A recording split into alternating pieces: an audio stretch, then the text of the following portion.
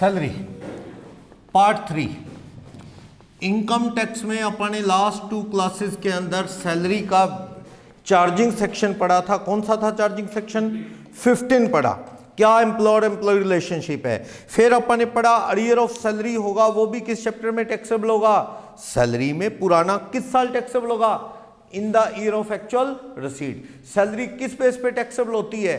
Amount due और receive which ever is earlier. Earlier वाला concept लगता है इस चैप्टर के अंदर।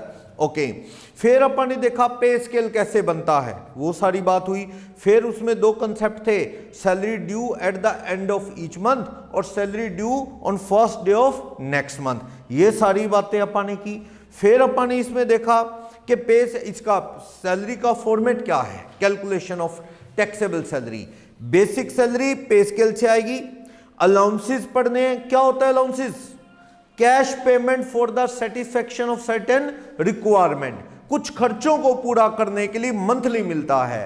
Actual expenditure incurred not incurred no matter, employer सबको दे देता है, दैट इज अलाउंसेस। उसमें से कितने टैक्सेबल कितने एग्जम्प्ट होंगे ये डिस्कस करना है। फिर अपन ने बात की सेक्शन 17 सबसेक्शन 2, क्या? Perquisites. Perquisites means facilities. Facilities को देखना है कौन सी टैक्सेबल कौन सी एग्जम्प्ट होंगी। फिर अपने को देखना है profit in lieu of salary. Salary के बजाय किसी और नाम से आपको बेनिफिट दे रहा है, जैसे कि कोई बोनस दे दिया, कोई रिटायरमेंट बेनिफिट दे दिया, रिट्रेंचमेंट पे कंपनसेशन दे दिया, रिटायरमेंट बेनिफिट्स दे दिए। ये सब क्या है? Profits in lieu of salary. फिर अपना क्या आता है? Gross salary. उसमें से 3 डिडक्शन मिलती हैं। 16(1)(a standard deduction 50,000। फिर 16(2) एंटरटेनमेंट अलाउंस पढ़ेंगे हम उसे। 16(3) जो मिलती है प्रोफेशनल या एम्प्लॉयमेंट टैक्स की मिलती है। ये सारी डिडक्शंस अपने को पढ़नी है। देन आफ्टर क्या है? टैक्सेबल सैलरी कंप्यूट हो पाएगी। तो अपने को ये सारा देखना है इस चैप्टर के अंदर। और लास्ट क्लास में हमने देखा क्या क्या टैक्सेबल है। बेसिक फुल्ली टैक्सेबल है। डीए और डीपी दोनों में क्या डिफरेंस है? डीए प्लेन है और DP if term of employment यानी अंडर द रिटायरमेंट बेनिफिट। क्या होता है? आज तो डीए हो चाहे डीपी हो, यानी डीए इफ वाला, दोनों ही केसेस में फुल्ली टैक्सेबल है।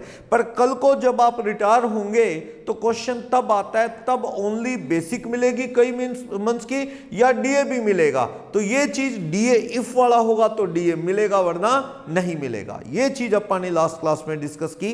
बोनस फी कमीशन क्या है? Fully taxable.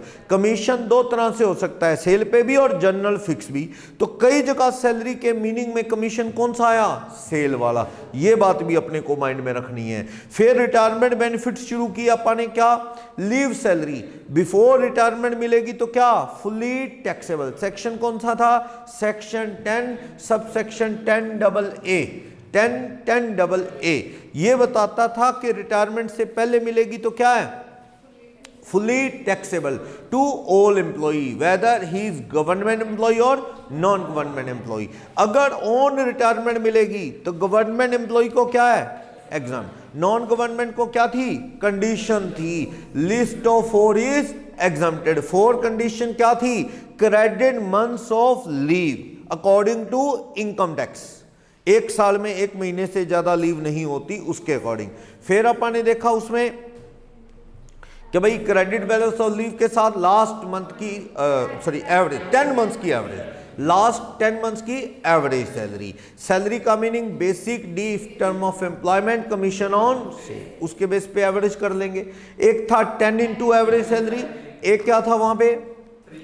हाँ यस 3 लाख फिक्स है इनकम टैक्स में, इससे ज्यादा माफ नहीं होगा। और एक actual amount of leave salary receive. List of 4 is exempted. Leave entitlement can't exceed 1 month for each completed year of service. और डेथ पे अगर किसी परिवार वाले को लीव का पैसा मिला तो वो एग्जम्प्ट होगा। ये सारी बातें पढ़ी, क्लियर है। उसके बाद ग्रेचुटी। जो ग्रेचुटी है वो सरकारी आदमी को मिले तो पूरी तरह से एग्जाम। सेक्शन 10 सबसेक्शन 10 ग्रेचुटी जो गवर्नमेंट आदमी को मिलेगी पूरी तरह से माफ होगी, और नॉन गवर्नमेंट को मिलेगी तो दो बातें हैं, कवर्ड अंडर ग्रेचुटी एक्ट और not covered under gratuity act. Covered under gratuity act होगा तो क्या होगा? अगर ग्रेचुटी एक्ट में हुआ तो क्या होगा? ईयर ऑफ सर्विस उसको क्या करना है, round of. Year of service more than 6 months को कंप्लीट ईयर में राउंड ऑफ कर दो। Year of service into 15/26 into last month की सैलरी। सैलरी का मीनिंग क्या है यहाँ, basic plus DA in all cases, चाहे प्लेन हो चाहे इफ वाला हो, वो एक महीने की सैलरी रखनी है, कोई एवरेज नहीं करनी। और second condition 20 lakh. Third condition actual amount of gratuity receive. तीनों में से जो कम है वो क्या होगा, exempt, excess will be taxable. और if is not covered under gratuity act, उस कंपनी से रिटायर हुआ जिस पे ग्रेचुटी एक्ट नहीं लगता, तो उस पे कंप्लीटेड ईयर ऑफ सर्विस है, 15/30 है, और वहां पे एवरेज सैलरी लास्ट नहीं, वहां वर्ड है क्या, प्रीसीडिंग 10 मंथ। पर कभी कभी प्रीसीडिंग 10 मंथ्स ना दे के एवरेज लास्ट 10 की दे देता है, तो वही रखना पड़ेगा। वैसे रूल है प्रीसीडिंग, जिस महीने रिटायर हुआ उसकी पे अगर मिली है तो मत लो। अगर 1 दिसंबर को रिटायर हुआ तो कोई चक्कर ही नहीं।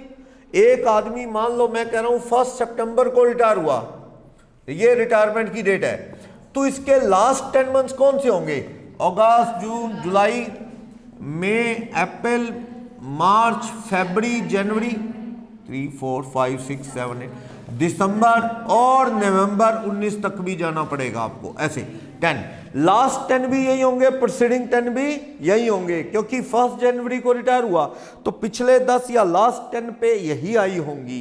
दिक्कत तब होती है जब वो मान लो 30 सितंबर को रिटायर हुआ हो, लास्ट 10 मंथ्स लेते वक्त तो सितंबर भी आ जाएगी, ये हट जाएगा, ठीक है, सितंबर की पे भी आ जाएगी। अगर मैं कौन सी लूंगा, लास्ट 10 मंथ्स की, जैसे लीव सैलरी में वर्ड क्या है, लास्ट 10 मंथ्स, तो फिर लास्ट पे कौन सी गई है, सितंबर की भी पॉकेट में गई है, तो कौन से 10 मंथ्स आ जाएंगे, दिसंबर से लेके सितंबर तक के। लेकिन अगर मैं ग्रेचुटी की बात कर रहा हूं, वहां पे क्या है, लास्ट नहीं है, वहां वर्ड क्या है, प्रीसीडिंग 10 मंथ्स, तो जिस महीने रिटायर हुआ वो नहीं लेना सितंबर, तो क्वेश्चन नवंबर 19 से शुरू करते हुए अगस्त 19 तक की सैलरी लेके उसकी एवरेज करनी है। सैलरी का मीनिंग जनरल बेसिक डीएफ वाला कमीशन ऑन 10 मंथ्स प्रीसीडिंग हो या लीव सैलरी में लास्ट 10 मंथ्स हो, सैलरी का ये जनरल मीनिंग है। बस कंडीशन 1 बदल गई है, वहां ईयर ऑफ सर्विस था, ग्रेचुटी एक्ट में कवर होता था, यहां क्या है, कंप्लीट। वहां 15/26 था, यहां 15/30। वहां पे लास्ट मंथ की सैलरी थी, यहां पे प्रीसीडिंग 10 मंथ्स की एवरेज। वहां सैलरी का मीनिंग बेसिक प्लस डीए हर तरह का, प्लेन हो या इफ वाला, यहां पे बेसिक प्लस डीए इफ वाला प्लस कमीशन ऑन सेल है। ये फर्क है दोनों बातों में। क्लियर। ग्रेचुटी नॉन गवर्नमेंट आदमी को मिलेगी तो लिस्ट ऑफ 3 इज एग्जम्प्टेड करना है, गवर्नमेंट को माफ, डेथ पे मिले चाहे रिटायरमेंट पे मिले, एग्जम्प्ट करने का यही थ्योरी लगानी है आपने। क्लियर। तो ये टॉपिक हमारा हो गया। नेक्स्ट 10 भी पे आ रहा हूं, सेक्शन 10 सब सेक्शन क्या, सेक्शन 10 बी की बात कर रहा हूं, देखना सेक्शन 10 बी ये बात करता है रिट्रेंचमेंट कंपनसेशन। रिट्रेंचमेंट कंपनसेशन ये क्या है, रिट्रेंचमेंट कंपनसेशन, नौकरी से बंदे को निकाल दिया गया है, भाई कल से मत आना छुट्टी, बंदा कहता है मैं केस कर दूंगा, मैं कहां जाऊंगा, आपके यहां काम करता था और आप निकाल रहे हो, तो उसमें मालिक लोग पैसा दे देते हैं एम्प्लॉय को, मुझे उसमें नहीं जाना, पैसा देते हैं कि नहीं, अगर पैसा देते हैं तो कितना एग्जम्प्ट होगा, मुझे उसमें जाना है, कितना एग्जम्प्ट होगा अगर पैसा मिलता है तो। यहां पे गवर्नमेंट और नॉन गवर्नमेंट कॉमन रूल है, government non government employ common rule है, इसमें कोई फर्क नहीं, common rule for all, common for all, कोई इश्यू नहीं है गवर्नमेंट है कि नॉन गवर्नमेंट। इसमें कंडीशन लगाओ क्या, एक्ट उसमें कितने रुपए मैक्सिमम सीलिंग लगा देता है, 5 लाख, और actual amount receive, actual compensation receive, आपको मालिक निकालेगा नौकरी से जो पैसा देगा वो, ठीक है। ईयर ऑफ सर्विस, यहां भी वर्ड क्या है, कंप्लीटेड वर्ड नहीं है, याद रखना, यहां कंप्लीटेड नहीं है, ईयर ऑफ सर्विस है, मोर देन 6 मंथ्स को नेक्स्ट ईयर में क्या कर देना आप, round of. 37 year and 10 months है तो उसे क्या कर देना, 38, 37 ईयर 4 मंथ है तो 37, 15/26 इंटू यहां पे एवरेज सैलरी जो रखनी है वो क्या, लास्ट 3 मंथ्स। अब वहां पे 10 मंथ्स चल रहा था प्रोसीडिंग या लास्ट, यहां पे क्या चल रही है 3 मंथ्स। और यहां सैलरी जो मीनिंग है, salary mean basic salary plus all taxable monetary receipts, जो कुछ भी कैश में मिला एक्सक्लूडिंग बोनस। बोनस कैश मिलता है, बोनस नहीं लेना। मैंने कहा जो कुछ भी कैश में मिला 3 महीने का ले लो। तो यहां सवाल ही नहीं उठता डीए प्लेन या इफ, डीए कैश मिलता है, चाहे प्लेन हो चाहे इफ हो, ले लो। यानी आप लास्ट 3 महीने की क्या ले लो, बेसिक ले लेना 3 महीने की। 3 महीने में कोई सा मर्जी डीए हो 3 महीने का ले लो, कोई कमीशन हो कोई सा भी हो, प्लेन कमीशन हो या सेल वाला ले लो, कोई और टैक्सेबल अलाउंसेस हैं वो ले लो। 3 महीने में जो कुछ भी टैक्सेबल है और कैश मिला है ले लो। डीए जैसा मर्जी हो कैश मिलता है ले लो, डीए ले लो। कमीशन जैसा मर्जी 3 मंथ्स का ले लो, ठीक है। अलाउंसेस जो जो टैक्सेबल हैं ले लो। अब अलाउंसेस कौन से टैक्सेबल हैं आगे पढ़ के पता लग जाएगा, ठीक। और 3 महीने की क्या ले लो, बेसिक। ऐड करके 3 से डिवाइड कर दो, क्या बन जाएगी, एवरेज सैलरी, वो रखनी है। 3 लास्ट 3 मंथ्स की एवरेज सैलरी। तो सेक्शन 10(10)(b) पहली बात इस नोट्स में जो गवर्नमेंट नॉन गवर्नमेंट के लिए रूल अलग होगा, गवर्नमेंट नॉन गवर्नमेंट के लिए वो लिखा होगा। जहां नहीं लिखा government non government, common rule for all, वो स्टोरी फॉलो करनी है। तो year of service into 15/26 into average salary, last 3 months की एवरेज जनरली ली जाती है, क्योंकि लोग ज्यादातर जॉब मंथली बेस पे करते होते हैं, most of the cases employ लोग। तो एवरेज सैलरी लास्ट 3 मंथ्स की 5 लाख लॉ में लिखा है, इससे ज्यादा माफ नहीं हो सकता। और actual amount receive which ever is less, वो क्या हो जाएगा, एग्जाम्प्ट। एक्सेस अमाउंट क्या हो जाएगा, फालतू वाला टैक्सेबल। पर यहां मैंने लास्ट 3 मंथ्स की रखी है, वो कह रहा है एवरेज 3 मंथ्स की तब लो जब आदमी किस बेस पे नौकरी करता हो, मंथली। तो मंथली बेस पे तनख्वाह लेता है तो एवरेज सैलरी लास्ट 3 मंथ्स की रख दो। अगर वो वीकली जॉब करता है तो लास्ट 4 वीक की रख दो। अगर मान लो बंदा वीकली बेस पे जॉब करता है, बस हफ्ता खत्म तनख्वाह मिल गई, हफ्ता खत्म तनख्वाह मिल गई, हिसाब मंथली है ही नहीं, उस केस में एवरेज आपको लास्ट 4 कैलेंडर वीक का ले लेना है। 4 हफ्ते की एवरेज लेके वो रख दो। और डेली बेस पे नौकरी करता है तो 12 दिन की तनख्वाह रख दो, 30 दिन की नहीं रखनी। यानी मंथली वाले में माफ होने वाला अमाउंट क्या आ जाएगा, ज़्यादा, क्योंकि मंथली नेचुरल है, तनख्वाह क्या होगी, ज़्यादा होगी। एग्जाम्प्ट अमाउंट क्या आ सकता है, थोड़ा ज़्यादा। वीकली होगा तो आप लगभग वही 4 हफ्ते की एवरेज कर देनी है। तो एक ही हफ्ते की गई ना, तो 4 हफ्ते की वीक, 4 वीक की सैलरी लेके 4 से डिवाइड कर दो, एवरेज पर वीक आ जाएगी वो। और डेज के हिसाब से काम करता है तो 12 फुल वर्किंग डेज की सैलरी रख दो ना। काम नहीं आती, ठीक है, एक्ट में लिखा हुआ है, रिलेटेड नहीं है, काम नहीं आती, काम आती है मंथली। और मोस्ट ऑफ द केसेस में लोग काम भी क्या करते हैं, मंथली बेसिस पे। चलो, ईयर ऑफ सर्विस को राउंड ऑफ करना है। क्या ये रिट्रेंचमेंट है कि मालिक ने आपको कहा कि भैया तू ऐसा कर, लोकल शहर है तेरा जयपुर, तू ऐसा कर भोपाल में ज्वाइन कर ले यार, अब अपनी एक ब्रांच भोपाल में है ना, तब तू ब्रांच भोपाल में चला जा। वो कहता है साहब इतनी तनख्वाह में मैं भोपाल में कैसे सर्वाइव करूंगा, यहाँ तो मेरा घर है, परिवार है, ज़मीन है, थोड़ा बहुत वहाँ से फसल आ जाती है तो गुजारा चल जाता है। क्या नाना काम करना है तो भोपाल में जा, नहीं तो फिर नहीं, काम नहीं है हमारे पास। तो बंदा कहता है भोपाल में मैं जाऊँगा नहीं, नौकरी से निकाल दिया गया, भोपाल नहीं जाएगा। क्या it will also be covered under retrenchment? Yes. अब कोर्ट में केस कर दिया उसने, एम्प्लॉई ने, मालिक पे के मेरे को निकाल दिया, और मालिक लोग कह रहे हैं सर निकाला कहाँ है, खुद गया है, इसको हम कह रहे थे भोपाल चला जाए, खुद गया। नहीं, आप उसके आगे एडवर्स कंडीशन सेट कर दोगे तो वो कहाँ पे जॉब कंटिन्यू कर पाएगा। हालात ही ऐसे बना दोगे, सर्कमस्टेंसेस ऐसी बना दोगे तो it will also be covered under retrenchment, माना जाएगा गया नहीं, निकाला गया है। और लेबर कोर्ट में केस चला तो क्या एक्शन हो ही सकता है। तो ये क्या है, ये रिट्रेंचमेंट है। तो वो बता रहा है कि जो रिट्रेंचमेंट हुई है वो ये भी है, या मालिक की दुकान बंद होगी। लोकल में एक थिएटर हुआ करता था शहर में, बाद में उन्होंने पैलेस बना दिया। क्या हुआ, थिएटर वालों का थिएटर चल नहीं रहा था, उन्होंने बिल्डिंग गिरा के पैलेस बना दिया।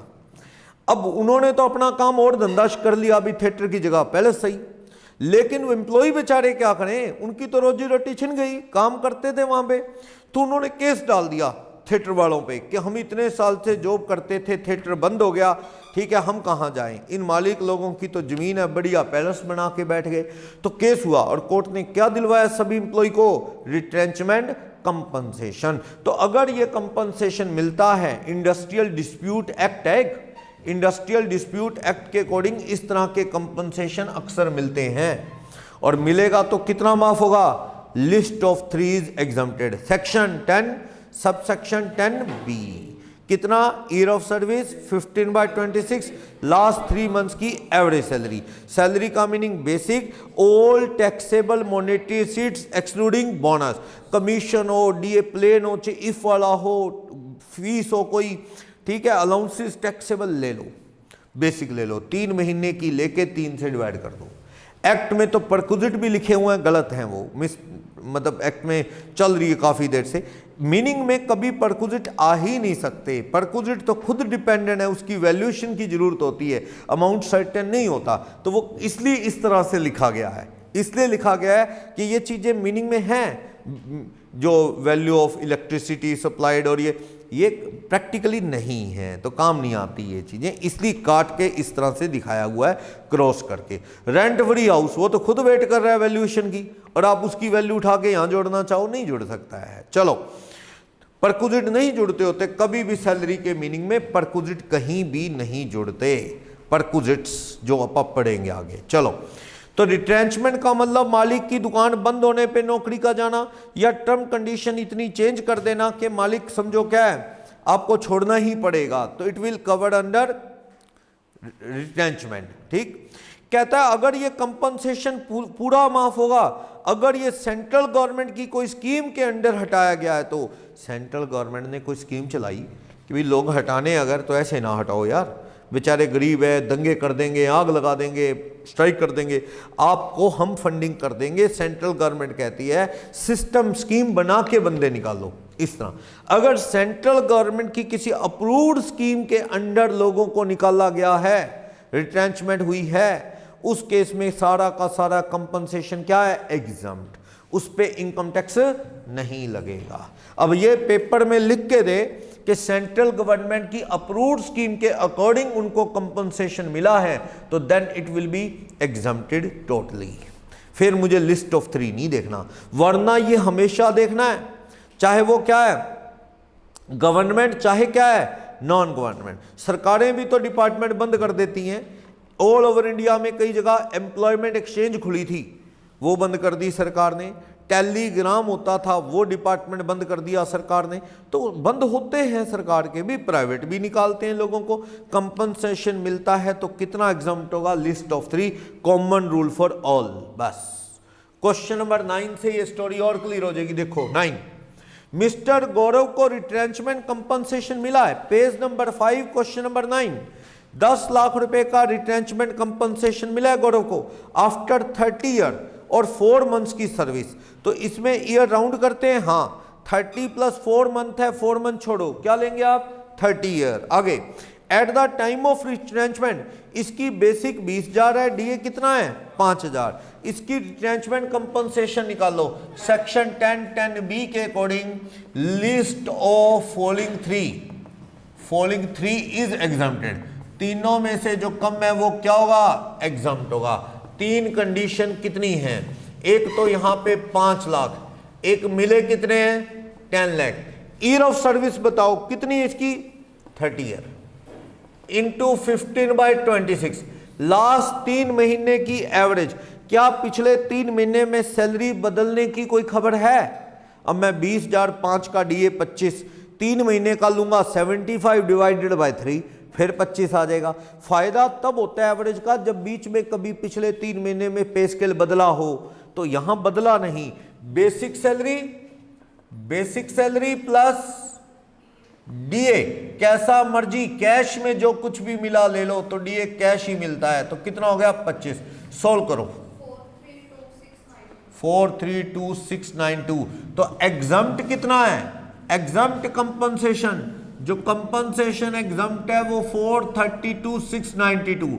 टैक्सेबल कंपनसेशन कितना है, टैक्सेबल, मिले 10 लाख, माफ कितने हो गए 432,692, तो टैक्सेबल अमाउंट कितना आ गया बोलो, कोई भी डाउट, इतने रुपए क्या आ जाएगा टैक्सेबल। देखो ध्यान से, कितना माफ हुआ, कितना टैक्सेबल आ जाएगा, बोलो कोई डाउट। इस तरह से ये रिट्रेंचमेंट कंपनसेशन कितना एग्जम्प्ट होगा ये क्लियर हो गया। सेक्शन 10(10)(b), 10(10) था ग्रेचुटी का, 10(10)(a) किस किसी का था, लीव का, leave encashment. Basic section charging section कौन सा था, 15, परक्विजिट सारे 17(2) में आते हैं, 17 सब सेक्शन 2। ओके, अब चलता हूं नेक्स्ट सेक्शन की तरफ। वॉलंटरी रिटायरमेंट स्कीम सुनी आपने कभी, वॉलंटरी रिटायरमेंट स्कीम्स होती हैं, हाँ, VRS, वॉलंटरी रिटायरमेंट स्कीम। ऐसा है, निकालना तो थोड़ा लोगों को मुश्किल होता है। 10(10)(c) क्या होता है, रिट्रेंचमेंट तो वो हो गया भैया छुट्टी, ये सारे लोग हटा दिए हमने, बस दोबारा मत आना, दैट इज रिट्रेंचमेंट। रिट्रेंचमेंट में तो देखो ऐसा है, बंदे को झटका तो लगेगा ही, जिसको आप निकाल लेंगे वो, उसके इमोशंस भी हर्ट होते हैं, और हो सकता है बेचारा हेल्पलेस हो गया, क्या करे, केस भी डालेगा, और अगर लेबर कोर्ट में केस गया तो आपको झुकना भी पड़ता है। मान के चलो लेबर कोर्ट में लेबर ही केस जीतती है, क्योंकि वो बनी किसके लिए है, लेबर। कंज्यूमर फॉर्म किन के लिए बना है, कंज्यूमर फॉर्म में जाते हैं कंज्यूमर के लिए। आप केस डाल के तो देखो, रिजल्ट आपके फेवर में आएगा। कंपनी हारती है क्योंकि वो कंज्यूमर कोर्ट है, किसके लिए बनी है, कंज्यूमर। तो वो सोचते हैं, वहां जज बैठा सोचता है कि बेचारा कंज्यूमर है, ये कंपनी का क्या, इनकी टर्नओवर तो करोड़ों रुपए में है, उनको लगता है कोई बात नहीं। वुमन सेल में कौन केस जीतता है, वुमन। भाई वो बना किसके लिए है, वुमन सेल। वहां जाके क्या होता है, पुलिस में लेडीज को जाना मुश्किल है, देखो वहां पे थोड़ा अनकंफर्टेबल है। वुमन सेल में कुछ स्टाफ लेडीज का भी बैठता है, तो वुमन सेल इसीलिए बना है कि कोर्ट और पुलिस बाद की बातें हैं। आपको हस्बैंड तंग करता है, घर वाले तंग करते हैं, तो आप वुमन सेल में जाओ, पहले वहां कोशिश कर लो, ना बात बनेगी तो फिर आगे के तरीके हैं। तो वुमन सेल वालों के पास बहुत पावर होती है। वुमन कमीशन सुना आपने, वो ऐसी है, वो तो एसपी को भी फोन मारते हैं, कहते ये काम नहीं कर रहा, वो नहीं कर रहा, उनकी बहुत चलती होती है। और वुमन सेल वाले क्या है, वो उसके हस्बैंड को उठा लाते हैं। वो शाम को वाइफ गई ऐसे करके, हस्बैंड पीट रहा है, तो वो गाली देता है, चलो जी कहता उठा लो उसे। वो कहता है जी मेरी बात तो सुन लो, कहते बाद में सुनेंगे, पहले चल क्या प्रॉब्लम है, परेड होगी तेरी, इस तरह। बाद में पता लगा भी वो खाने पे जाने की बात कर रहे थे, वाइफ कह रही थी कहीं बाहर घुमा के ला, संडे है, और वो कह रहा है जी मैं तो बिजी हूँ, तो बात यही थी, क्या चलो छोड़ दो फिर। तो वही चीज़ है। अभी तो पीछे कोर्ट में ने भी कहा एक दो केस में कि डाउरी केस ऐसी, झूठे केस भी होते हैं, कई बार सच्चे भी होते होंगे, लेकिन कुछ केस ऐसे भी है कि एक लेडी जाके कहती जी पैसे मांगते हैं, तो वो बस इतनी बात पे कोर्ट बिना कुछ भी इंक्वायरी किए उसके हस्बैंड को, उसके परिवार को अरेस्ट करवा देता है। अब मान लो बाद में वो सॉरी बोल दे वाइफ, सॉरी उनकी तो कुछ भी इज्जत नहीं रही। जब पुलिस आ जाए घर पे तो उनकी क्या इज्जत रह जाएगी, और सॉरी से काम वापस भी नहीं आएगी, और रिलेशन और ख़राब भी होंगे, मान के चलो। तो इस तरह के सिस्टम होते हैं। तो लेकिन बात सच है, वो कहते हैं भाई women, ladies, man dominated society है। मैन डोमिनेटेड सोसाइटी में मैन तो एट्रोसिटीज़ कई जनरेशन से करता ही रहा है, तो वुमेन की ना सुने तो फिर इनकी तो वैसे ही चलती है। तो एक सिस्टम ऐसा बना हुआ है कि थोड़ा सा वहाँ पे उनको थोड़ा प्रेफरेंस मिलती है, ये है ना। अब तो कोर्ट देखो, किसी लड़की ने या लेडी ने किसी के अगेंस्ट एलिगेशन लगाया तो उसका नाम नहीं बताते ना, ऐसा भाई बदनामी होती, क्योंकि सोसाइटी ऐसी है। तो इस तरह लेबर कोर्ट में भी अगर लेबर जाए तो वो लेबर हमेशा बेचारी है वहाँ, और मालिक हमेशा केस हारते हैं, मोस्ट ऑफ द केसेस में होता ये है। तो इसलिए कॉम्प्रोमाइज़ का रास्ता बेस्ट है। हर कोई कहता है जी कॉम्प्रोमाइज़ करो। तो नौकरी से निकालना तो देखो वही बात है, बद्दुआएं भी लगती हैं और चीज़ों के अलावा, और आप उसको खुद ही कह दो भैया चल जा, वॉलंटरी रिटायर हो जा, तुझे इतने पैसे दे देंगे, स्कीम ले आए। कई बार बैंक में बड़ी स्कीम ये सक्सेसफुल हुई। बैंक में ऐसा स्टाफ था जो क्या ज़्यादा पढ़ा लिखा नहीं था, पुराने टाइम में नौकरी लग गए जैसे लग गए। अब कंप्यूटराइजेशन आ गया, वो टेक्निकल है नहीं बंदे, तो उनको निकाल नहीं सकते, काम उनको आता नहीं, करें क्या। तो उनको कह दिया भी जिसको VRS लेनी है, वॉलंटरी रिटायरमेंट ले लो, इतने लाख रुपए दे देंगे।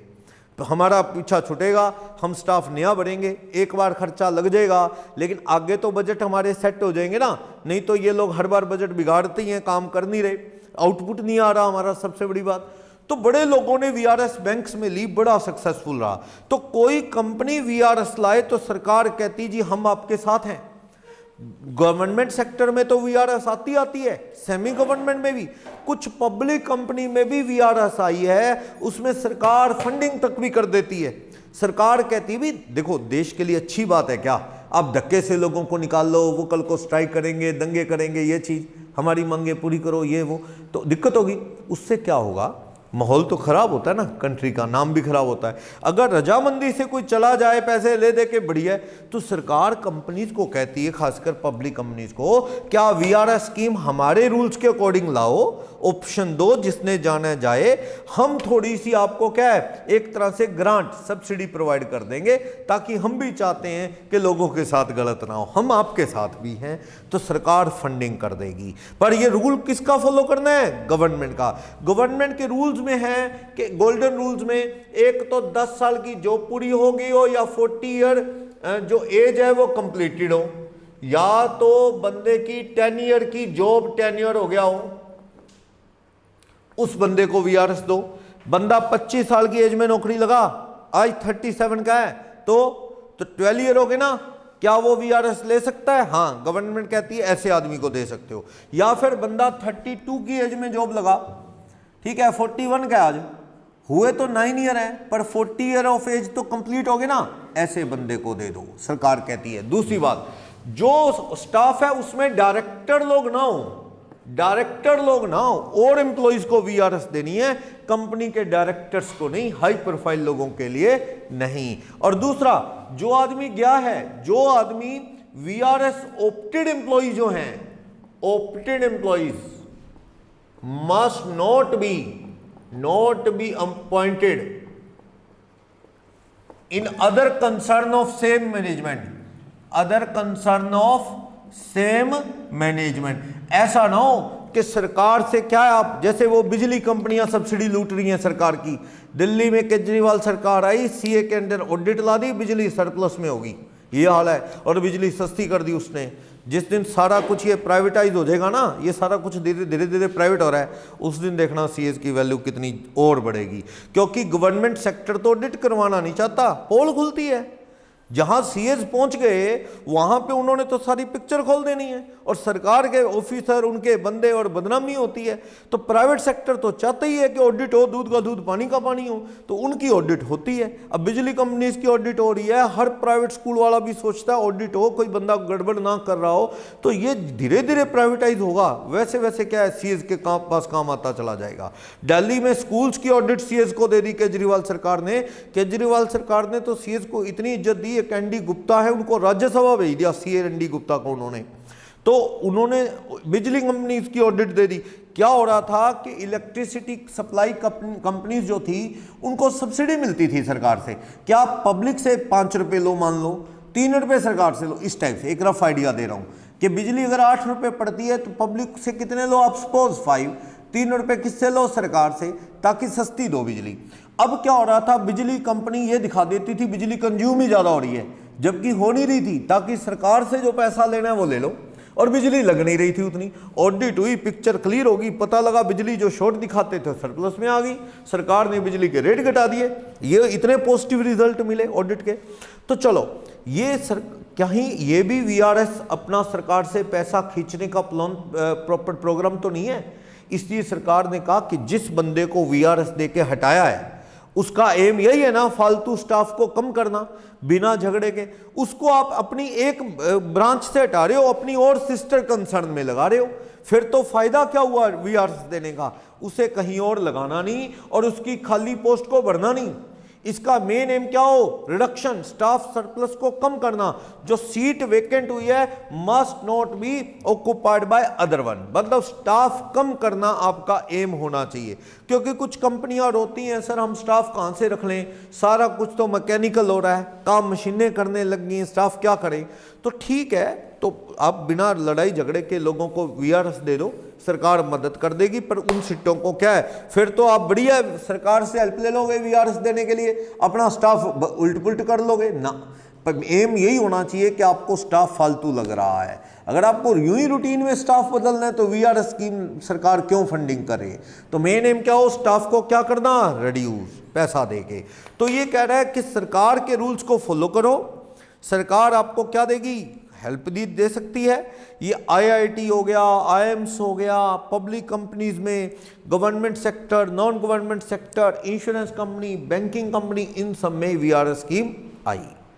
जो भी पैसा आएगा अब उस एम्प्लॉय के एंगल से देखो कितना माफ होगा। सरकारी, नॉन गवर्नमेंट, गवर्नमेंट कोई फर्क नहीं पड़ता, चाहे गवर्नमेंट एम्प्लॉय हो चाहे नॉन गवर्नमेंट, कॉमन रूल है सबके लिए। अच्छी बात है, हमें 2 रूल नहीं याद रखने, कॉमन रूल। कितना माफ, लिस्ट ऑफ 4 इज एग्जम्प्टेड।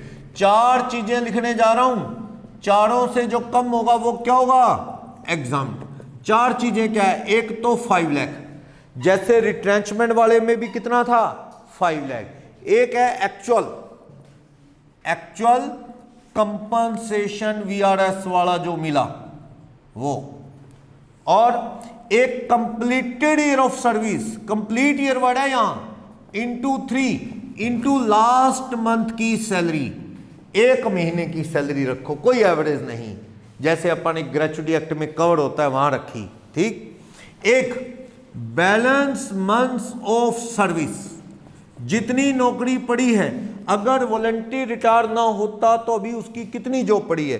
मान लो मैं कहूं बंदा आज क्या है 52 ईयर का है और इनकी कंपनी में या इनके डिपार्टमेंट में रिटायरमेंट की एज 58 ईयर है, कितनी जॉब पड़ी है उसकी, 6 ईयर। कितने मंथ हो गए, 72। जितने मंथ्स वीआरएस ना लेता तो कितने मंथ और जॉब होती, इनटू लास्ट मंथ की सैलरी। चारों में से जो कम है वो क्या होगा, एग्जाम। सैलरी का मीनिंग एक बार फिर से कौन सा आ गया, जनरल मीन।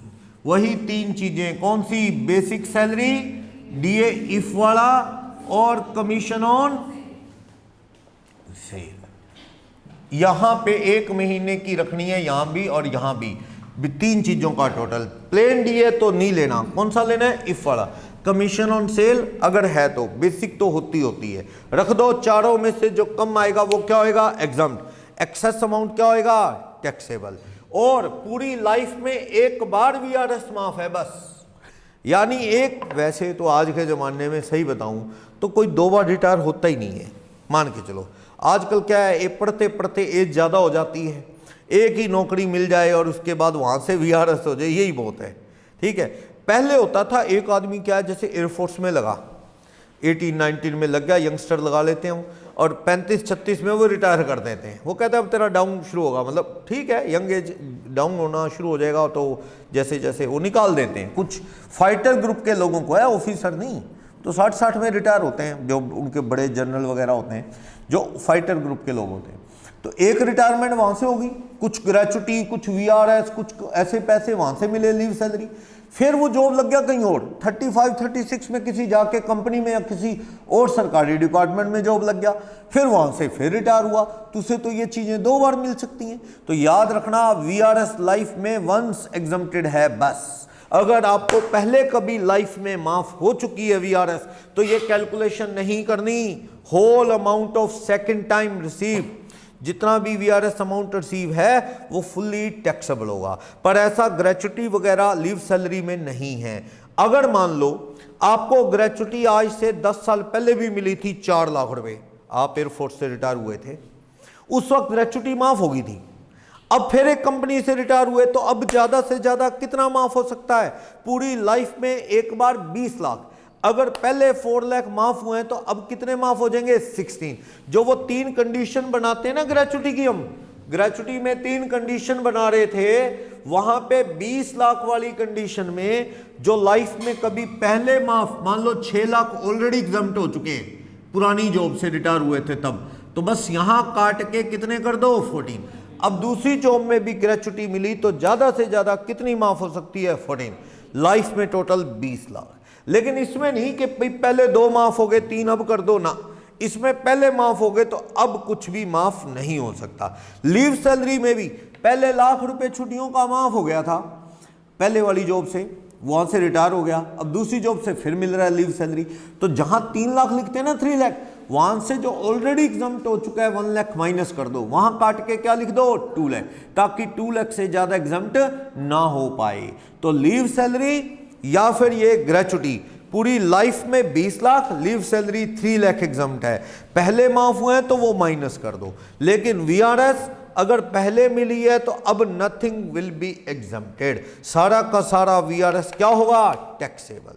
समझ आई बात। इससे रिलेटेड एक क्वेश्चन करता हूं, ये कंसेप्ट थोड़ा और क्लियर हो जाएगा। देखने हैं क्वेश्चन नंबर 10 क्या कह रहा है। 10 कह रहा है मिस्टर वरुण की एज है 54 ईयर और कहता है वो 20 ईयर की जॉब पब्लिक सेक्टर की एक कंपनी में कर चुका है, 20 साल की जॉब, और कहता है वॉलंटरली रिजाइन कर गया वीआरएस वॉलंटरी सेपरेशन के अंडर, यानी वीआरएस ले गया वो। He has 7 year and 2 months of service left, कहता है 7 साल और 2 महीने की सर्विस उसकी बाकी है। अगर वो वीआरएस ना लेता ना तो 7 साल और 2 महीने की जॉब अभी और बाकी है, ठीक। और उसकी लास्ट सैलरी कितनी चल रही है 20,000। कहता है उसे कितना कंपनसेशन मिला नौकरी छोड़ने पे 12 लाख। चारों कंडीशन में देख लो, वैल्यू पुट करो। और ये कंडीशन जरूरी नहीं कि पहले यही लिखना है, ये रिशफल हो सकती हैं, पर अक्सर हमें आदत पड़ी होती है जैसे नोट्स में हम वैसे ही पढ़ लेते हैं। कितना 5 लाख, क्योंकि कई बार सोचे जी अभी तक तो हम ये वाला जो मैक्सिमम सीलिंग है मिडिल में लिख रहे थे और एक्चुअल अमाउंट लास्ट में लिख रहे थे, यहाँ पे पहले लिख दिया। ये कोई चक्कर नहीं है, एक्ट में जैसा लिखा हमने भी ऐसे लिख दिया, बाकी आप पहले बाद लिख सकते हैं। तो एक्चुअल में कितने मिले हैं 12 लाख। फिर क्या कहता है कंप्लीटेड वर्ड है, फ्रैक्शन छोड़ दो। कंप्लीटेड ईयर कितने हैं 20 ही हैं, 20 साल इंटू 3 इंटू लास्ट मंथ की सैलरी कितनी सोल्व करके दे रखी 20,000, तो कितना हो गया 12, ठीक। बैलेंस मंथ्स ऑफ सर्विस, कितने साल की जॉब पड़ी है 7 साल का, मतलब तो हो गया 12 महीने के हिसाब से 84 प्लस 2 मंथ्स और, तो कितने मंथ हो गए 86 मंथ्स हो गए। इनटू लास्ट मंथ की सैलरी 20,000, तो ये तो 17,20,000 आ जाएगा। तीनों में से कम क्या है एग्जाम्प्ट वीआरएस कितनी है, वीआरएस एग्जाम्प्ट होगी 5 लाख। टैक्सेबल वीआरएस कितनी है टैक्सेबल 12 लाख मिले थे, 5 एग्जाम्प्ट हो गए, तो टैक्सेबल कितना आ जाएगा 7 लाख रुपए क्या है टैक्सेबल अमाउंट। समझ आया।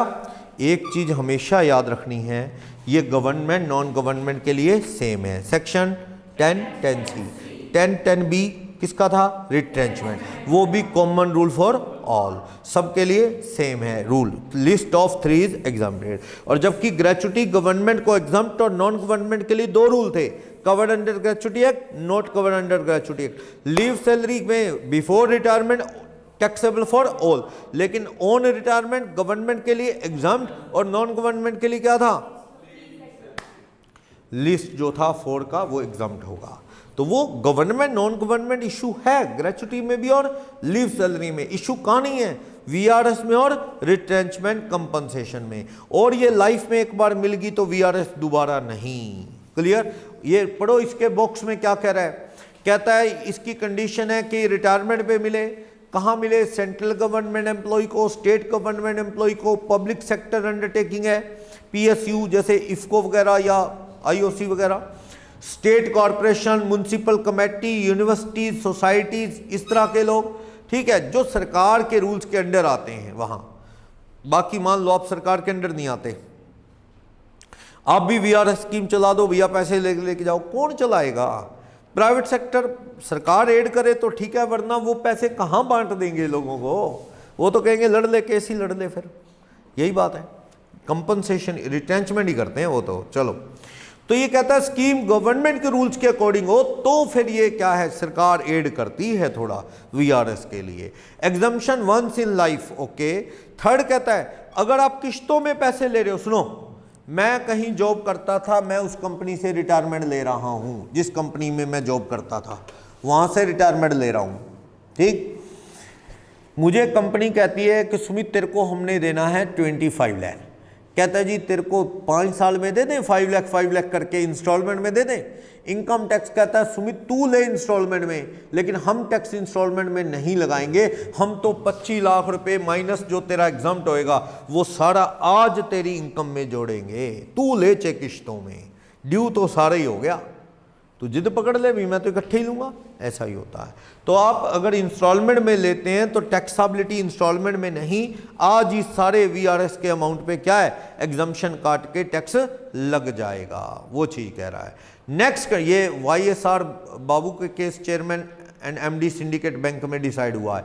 89(1) की रिलीफ जो है वो अगर कोई 10(10)(c) ले रहा है और साथ में 89(1) की रिलीफ लेना चाहे तो दोनों नहीं मिलती, कि भाई मुझे तो इकट्ठा पैसा मिल गया वीआरएस, अगर मैं वीआरएस ना लेता तो मैं नौकरी करता, मुझे थोड़े थोड़े मिलते, आज इकट्ठे मिल गए, प्लस 89(1) की रिलीफ मांगते हो। 89(1) की रिलीफ लास्ट क्लास में बात की थी ना कि पैसे थोड़े थोड़े ना मिल के इकट्ठे मिल जाएं तो टैक्स ज़्यादा लग गया।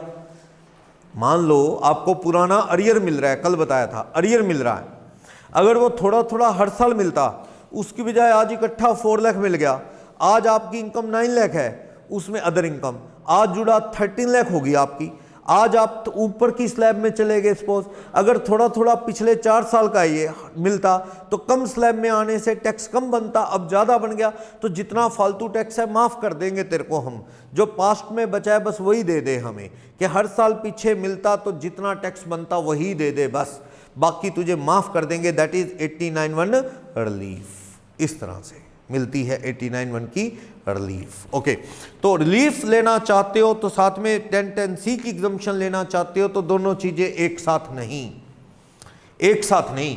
अगर मैंने 10(10)(c) की एग्जम्पशन ले ली ना तो मैं फिर अब 10(10)(c) लेने के बाद कहूँ कि कल को मुझे 89(1) की रिलीफ दे दो, नहीं मिलेगी, या तो रिलीफ ले लो या ये चारों में से कम वाली माफ़ करवा लो, या आपको एक चीज़ लेनी है।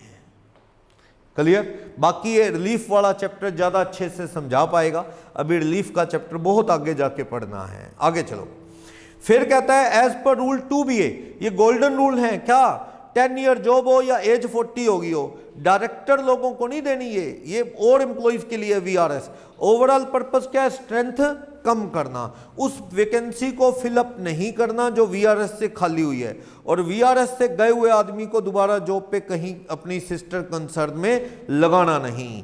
फिर तो सरकार से पैसा खींचने वाली बात कर रहे हो, बस निकालना तो आपका एम ही नहीं है, ये बात होगी, तो ये सही नहीं है।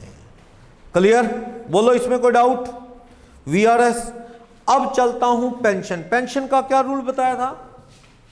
पेंशन, मान लो मैं कहीं जॉब करता हूं, रिटायर हो गया, मुझे ही पेंशन मिल रही है, that is pension only, uncommuted pension. जो पेंशन है वो क्या है, सैलरी है। हाँ, किसी एम्प्लॉय की विडो को मिले तो, परिवार को मिले तो क्या है, दैट इज फैमिली पेंशन। वो किस चैप्टर की इनकम होती है, अदर सोर्सेज। पेंशन बंदा रिटायर हो गया फिर घर मिल रहे हैं हर महीने, वो क्या होते हैं, फुल्ली टैक्सेबल। देखना, राजकुमार रिटायर्ड फ्रॉम एक्स लिमिटेड, उसकी सैलरी है 20,000 रुपये per month with effect from 1 दिसंबर 2020। दिसंबर 20 में राजकुमार क्या हो गया है, दिसंबर 20 में राजकुमार साहब रिटायर हो चुके हैं, ये कह रहा है, रिटायर हो गए। ओके, रिटायर हो गया दिसंबर 20, और इसकी सैलरी कैसे ड्यू होती है, salary due on first day of next month. इसकी सैलरी ऐसे ड्यू होती है, first day of next month. ठीक, पेंशन इसकी कितने रुपए महीना लगा दी गई, पेंशन इसकी 12,000 रुपये महीना लगा दी गई। रिटायरमेंट के बाद हर महीने जब तक जिएगा कितने मिलेंगे, 12,000। अब आप देखना सैलरी ड्यू कैसे होती है, first day of next month. तो पूरे महीने लिखूं मैं, अप्रैल, मई, जून, जुलाई, अगस्त, सितंबर, अक्टूबर, नवंबर, दिसंबर, जनवरी, फरवरी, मार्च, 21 के आ गए, ये 20 वाला है। ठीक, ये 20 वाले हैं। आप मुझे बताओ कि ये लिखना सही है ऐसे? नहीं। क्यों सही नहीं? First day of next month होने की वजह से मार्च 20 से लेके फरवरी 21 तक की पे लेनी है आपने। मार्च 20 से लेके फरवरी 21 तक की पे लेनी है। एक महीना लास्ट में कट गया, मार्च की पे कहां जाएगी? 1 अप्रैल 21 अगले साल। और पिछले साल भी तो यही हुआ होगा 1920 में। मार्च 20 की पे क्या पिछले साल की इनकम में ऐड हुई? नहीं, तो वो अब ऐड करनी है, यानी एक महीना जुड़ गया मार्च 20 वाला। तो महीने 12 हैं ऐसे, इसमें से नवंबर तक की पे तो पूरी मिलेगी। उसके बाद दिसंबर की 1 जनवरी को, जनवरी की 1 फरवरी, फरवरी की 1 मार्च को जो मिलेगी वो वो तनख्वाह क्या मिलेगी देखते हैं। ये कितने मंथ हो गए? 9। कितने रुपए बेसिक सैलरी मिलेगी? 20। तो कितनी सैलरी मिल जाएगी? 180। ये क्या है? ये बेसिक सैलरी है। बेसिक सैलरी 180 होगी। क्लियर? यहां क्या मिलेगी उसे? पेंशन। कितने महीने पेंशन मिलेगी उसे? दिसंबर की 1 जनवरी, जनवरी की 1 फरवरी, फरवरी की 1 मार्च, बस। तो कितनी पेंशन मिलेगी? 12,000। 3 महीने की कितनी? 36। तो ये टोटल टैक्सेबल अमाउंट है, टैक्सेबल सैलरी में ही जाएगा ये। 36 और 81 कितने हो गए? 216। ऐसे समझ आई बात? इस तरह से करना है अपने कि जब आदमी नौकरी में होता है तो बेसिक मिलती है, और नौकरी जाने के बाद क्या मिलती है? पेंशन। अगले साल क्या होगा? अगले साल फाइनेंशियल ईयर 21-22 में कब से कब की आएगी बोलो? मार्च 21 से लेके फरवरी, यानी यहां जो मार्च कट गया अगले साल जाके जुड़ेगा वो। अगले साल क्या बेसिक होगी उसकी? अगले साल तो वो शुरू से ही कौन सी जिंदगी जी रहा है? रिटायरमेंट लाइफ जी रहा है। तो उसको जो आएगी पेंशन आएगी सारी, कितने महीने की? 12,000। कितने महीने? 12 मंथ्स। कितने हो गए? समझ आया? अगले साल से क्या मिलेगी? जब तक वो जिएगा उसे पेंशन मिलेगी विच इज फुल्ली टैक्सेबल।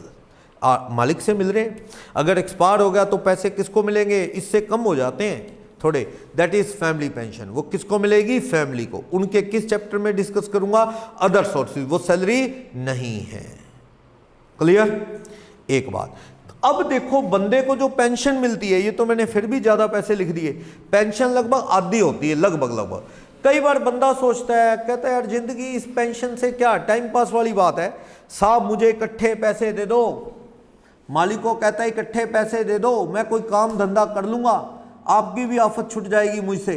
तो that is commuted value of pension. ये जो पैसे मिल रहे हैं ना, ये इसे बोलते हैं अनकम्यूटेड पेंशन। ये भी कौन सी है? Uncommuted pension. अनकम्यूटेड मीन्स जो इकट्ठी नहीं करवाई, महीने महीने ले रहे हो। और कुछ लोग क्या करवाते हैं, स्कीम होती है, मालिक को कहते हैं पेंशन बंद जिंदगी भर के लिए, हमें दे दे जितने लाख देना है, that is commuted value of pension. तो अगर किसी को सीवीपी मिली है, देखो that is commuted value of pension, तो ये मिलेगा आपको पेज नंबर 6 पे। अनकम्यूटेड पेंशन फुल्ली टैक्सेबल होती है। नेक्स्ट पेज पे पेज नंबर 7 पे commuted value of pension 1010A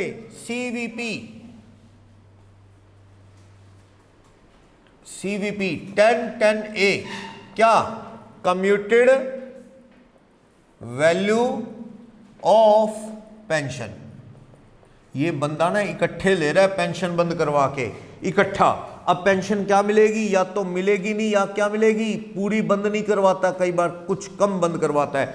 तो जितनी पेंशन मिलेगी महीने महीने, that is uncommuted pension, that is fully taxable. और जो इकट्ठे मिले हैं उसका क्या रूल है? सीवीपी है ये जो इकट्ठे मिले हैं। इकट्ठे मिले हैं तो ये कहता है गवर्नमेंट एम्प्लॉय के लिए सीवीपी पूरी तरह से माफ है। For government employ totally exempt, CVP totally exempt है। क्लियर? बढ़िया हो गया, सरकारी आदमी को छुट्टी माफ। और अगर वो नॉन गवर्नमेंट एम्प्लॉय है, वो क्या कहता है, क्या भाई तेरे को ग्रेचुटी मिली है क्या पहले? कहता उससे मतलब है, पहले तू ग्रेचुटी माफ करवा रहा है, अब फिर आ गया तू सीवीपी माफ करवाने, तो तुझे क्या माफ करेंगे हम? थोड़ा सा कम माफ करेंगे। कितना एग्जम्प्ट करेंगे? 1/3 ऑफ फुल सीवीपी एग्जाम्प्ट होगा। फुल मतलब पूरी पेंशन बंद करवा के जो मिल सकते हैं, दैट इज फुल सीवीपी। वो अगर तुझे ग्रेचुटी नहीं मिली तो चल, पहली बार आया हमारे पास, कोई बात नहीं, कितना माफ कर देते हैं, 1/2 ऑफ फुल सीवीपी माफ कर देंगे। फुल सीवीपी का मतलब है पूरी पेंशन बंद करवाता तो कितने मिलते, दैट इज फुल सीवीपी। उसका कितना माफ है, हाफ या 1/3। पहले ग्रेचुटी भी मिलती है तो कितना माफ करेंगे, 1/3। ग्रेचुटी नहीं मिलती तो कितना माफ करेंगे, थोड़ा ज्यादा, 1/2 कर देंगे। क्लियर।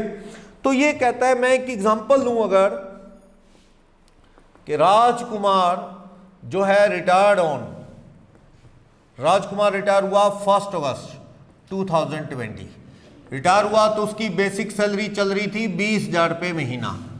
उसके बाद पेंशन लगा दी गई इसकी सपोज 10,000 रुपये महीना।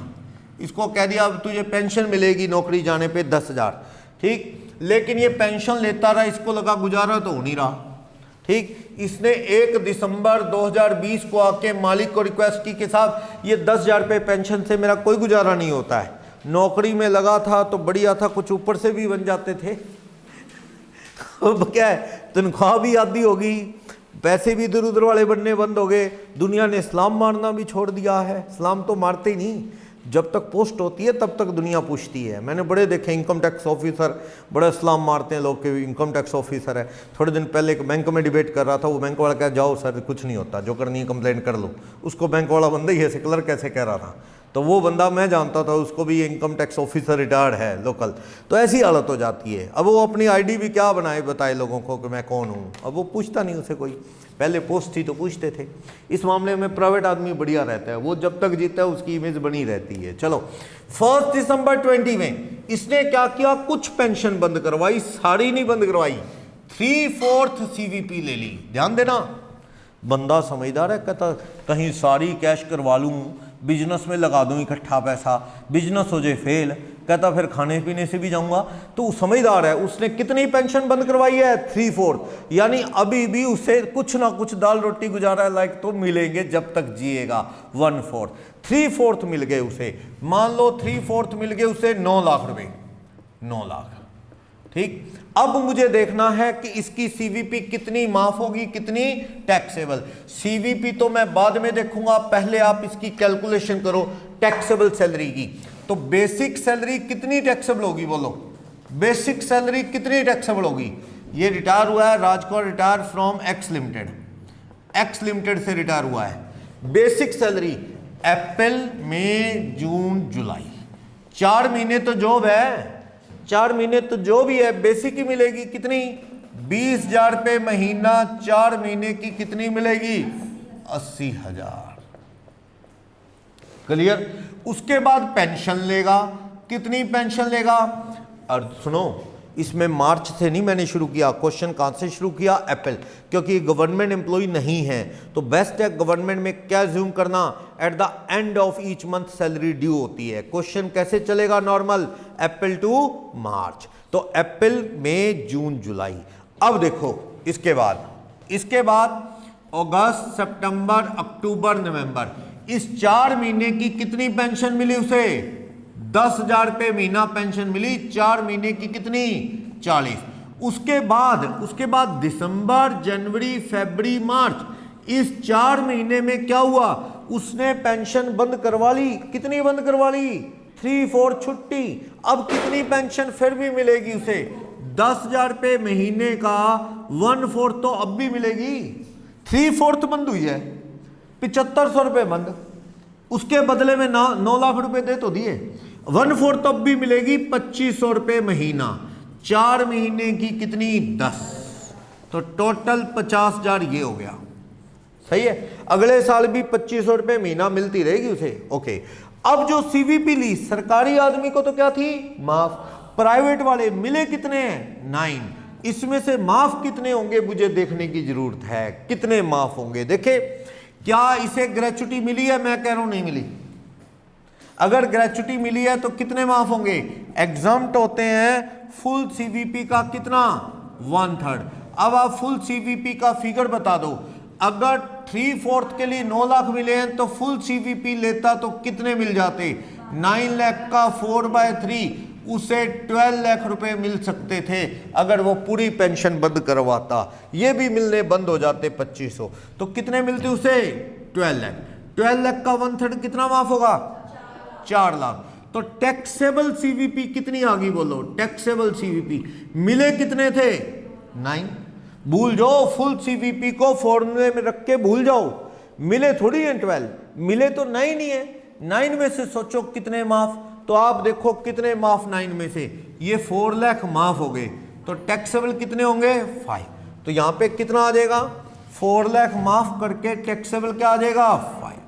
अगर मैं कहता हूं ग्रेचुटी नहीं मिली तो कितनी एग्जम्प्ट सीवीपी आ जाएगी, फुल सीवीपी का 1/2। फुल सीवीपी कितनी है 12 लाख, 12 लाख, तो कितना माफ हो गया 6। टैक्सेबल सीवीपी कितनी आ जाएगी, टैक्सेबल सीवीपी आ जाएगी 9 लाख माइनस 6 लाख, तो कितनी टैक्सेबल आ जाएगी 3 लाख। तो माफ कितने में से करना है 9 में से, मिले तो 9 ही है, तो कितने माफ हो गए 6, टैक्सेबल कितने आ जाएंगे 3। इस तरह समझे, बहुत अच्छे से याद रखना है। सेक्शन 10(10)(a), तो इसमें क्लियर है, गवर्नमेंट आदमी को सीवीपी मिलेगी तो एग्जाम्प्ट, नॉन गवर्नमेंट को मिलेगी तो दो बातें हैं, if he have received gratuity already, तो उस केस में कितना एग्जाम्प्ट होगा 1/3 ऑफ फुल सीवीपी। ग्रेचुटी नहीं मिली तो कितना 1/2 of full CVP. Full CVP फॉर्मूले में रखो भूल जाओ, फॉर्मूले में रखो भूल जाओ फुल सीवीपी को, बस वो तो इस फॉर्मूले में रखने के लिए काम आती है बस। मिले तो 9 ही है ना, तो 9 में से माफ ढूंढ रहा हूं कितने होंगे, क्लियर है। 1/4 पेंशन अब भी मिल रही है, वो टैक्सेबल है अनकम्प्यूटेड। जब तक जॉब है क्या मिलेगी सैलरी, अगले साल से क्या मिलेगा सिर्फ 2500 रुपये मिलेंगे बस। शुरू से ही वो रिटायर्ड आदमी है, 3/4 सीवीपी कैश करवा चुका है काम धंधा करने के लिए, तो 2500 रुपये मिलेंगे, वो क्या होंगे टैक्सेबल। कल को उसे भी आके क्या करवा सकता है कम्यूट करवा सकता है अगर चाहे तो कल को। क्वेश्चन नंबर 12 देखो, थोड़ा और क्लियर हो जाएगा। क्वेश्चन नंबर 12 देखते हैं क्या कह रहा है, कौन कौन से महीने की पेंशन है, या लिख लो, चलो देखते हैं क्वेश्चन नंबर 12 में क्या कहेगा इसी से रिलेटेड। तो ये क्वेश्चन थोड़े प्रैक्टिस के लिए हैं, ताकि जो भी इसके प्रोविजन है वो क्रैम करने में हेल्प मिल जाएगी आपको। ये क्वेश्चन नंबर 12 उस हिसाब से क्वेश्चन है ये, देखना क्या कह रहा है। मिस्टर राम रिटायर हो गए, राम जॉब से क्या है रिटायर हो गया है 31 अक्टूबर 19, ये तो पिछले साल से रिटायर है, इसका मतलब 31 अक्टूबर 19 से रिटायर है, तो इसका मतलब ये तो लास्ट ईयर से क्या चल रहा है रिटायर चल रहा है लास्ट ईयर से। ओके, कह रहा है इसकी पेंशन 2000 रुपये महीना 31 अक्टूबर तक तो पेंशन ली इसने चुपचाप आराम से, इसका मूड बदल गया 1 नवंबर 20 में, कहता है 60% क्या दे दो सीवीपी, यानी अप टू 31 अक्टूबर 2020 क्या लेता रहा ये पेंशन, कितने रुपए पेंशन लेता रहा 2000 रुपये महीना। इसके बाद 1 नवंबर 20 में इसका मूड बना कि पेंशन को क्या करवा लूं कम्यूट, इसने 60% क्या ले ली, हाँ 60% सीवीपी ले ली, कितनी 30,000 30,000। कहता है इसे कोई ग्रेचुटी पास्ट में नहीं मिली, तो आप मुझे पहले तो फुल सीवीपी बता दो कितनी है फुल। 30,000 रुपये 60% सीवीपी लेने के लिए, लेकिन पूरी लेता तो कितने मिल जाते, पूरी लेता तो इसे 50,000 मिल जाते। एग्जम्प्ट कितनी होगी सीवीपी, सरकारी आदमी नहीं है ये, एग्जम्प्ट सीवीपी ग्रेचुटी नहीं मिली तो कितनी माफ, फुल सीवीपी का हाफ माफ। फुल सीवीपी कितनी 50, उसका हाफ कितना माफ 25,000 माफ।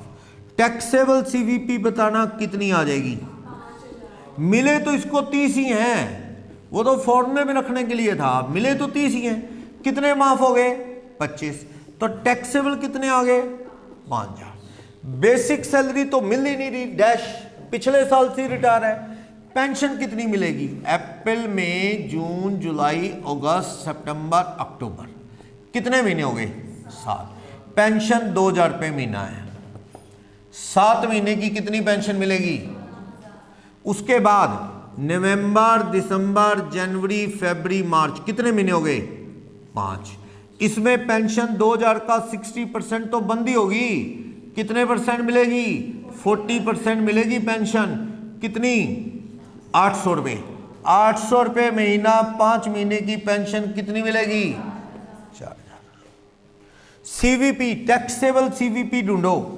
टैक्सेबल सीवीपी 30,000 रुपये मिले थे, माफ कितने हो गए? हाफ फुल सीवीपी का 25, तो 5,000 वो टैक्सेबल हो गए। तो इस तरह से देखो तो कितना हो गया? 23,000। बोलो कोई भी डाउट, बोलो कोई भी प्रॉब्लम, कोई भी प्रॉब्लम हो जाएगा ये। इस तरह से ये क्वेश्चन नंबर 12 में पेंशन की सारी कहानी खत्म। नेक्स्ट आओ, सैलरी और pension receive by UNO employee. UNO समझते हो? यूनाइटेड नेशंस ऑर्गेनाइजेशन है ना, सभी कंट्रीज के रिप्रेजेंटेटिव वहां बैठते हैं, ठीक है, कोई कॉमन डिसीजन लेना है, कोई मिलके इस तरह। तो यूएनओ के अंदर जॉब करना ना अपने आप में बहुत बड़ी ऑनर की बात है। अपने इंडिया के भी 5-4 लोग वहां नौकरी भेजे जाते हैं रिप्रेजेंटेटिव बना के, बहुत ऑनर की बात। इन लोगों की सैलरी, पेंशन, अलाउंस सब कुछ माफ है। कितने के लोग हैं? 125 130 करोड़ में अगर 5-7 लोगों की सैलरी माफ कर दी तो भी क्या है? तो ऑनरेबल पोस्ट है, इनको सारी पेंशन, बेसिक अलाउंस सब कुछ माफ है अगर इन लोगों को मिलेगा। Next, annuity. एन्युटी क्या होती है? एन्युटी होता है, सुना किसी ने एन्युटी? एन्युटी ये हम लोग भी करवा सकते हैं। फिलहाल हम मैं सैलरी का चैप्टर की बात कर रहा हूं, उसके अकॉर्डिंग। जब आप जॉब में होते हैं ना, आपको जॉब में दिन रात एक ही डर सताता है। कोई बंदा जॉब में है, उसे ये लगता है भाई मैं जॉब में हूं, चलो बढ़िया है, सब बढ़िया चल रहा है। जिस दिन रिटायर हो गया तो क्या मिलेगा? पेंशन। और वो भी आजकल सब जगह है नहीं, अगर है भी तो बहुत कम पैसे, काम गुजारा करना मुश्किल हो जाता है, खर्चे थोड़ी कंट्रोल होते हैं बंदे के।